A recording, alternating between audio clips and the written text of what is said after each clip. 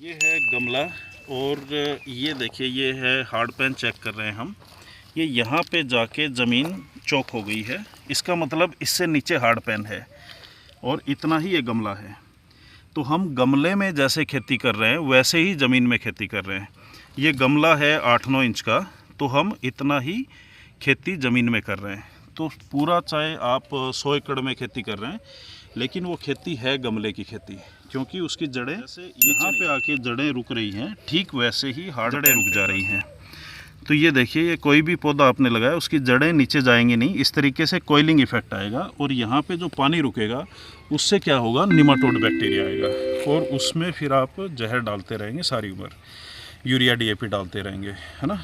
तो इस खेती में कभी भी सक्सेसफुल नहीं होंगे। ये खेती आप करेंगे कंपनियों के लिए, यूरिया DAP वालों के लिए और बड़े बड़े ट्रैक्टरों की कंपनियों के लिए। तो अगर आपको प्राकृतिक खेती करनी है तो उसका सिंपल यही टेक्निक है कि हार्ड पैन क्रैक करके बेड बना के और ज़िंदगी भर उसी बेड पे खेती करें और उसको मल्चिंग करके रखें।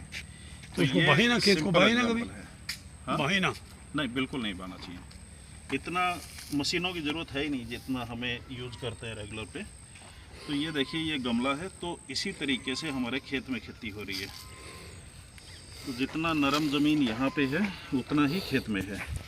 तो यहाँ पे जाके जड़ें अटक जाती हैं और उसके बाद में ये कॉइलिंग इफेक्ट आ जाता है।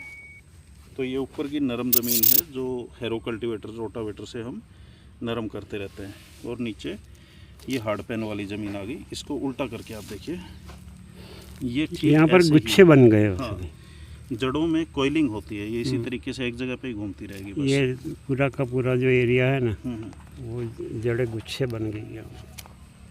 और जब जड़ें एक दूसरे के पास में होती है तभी वो न्यूट्रिशंस नहीं उठा सकती।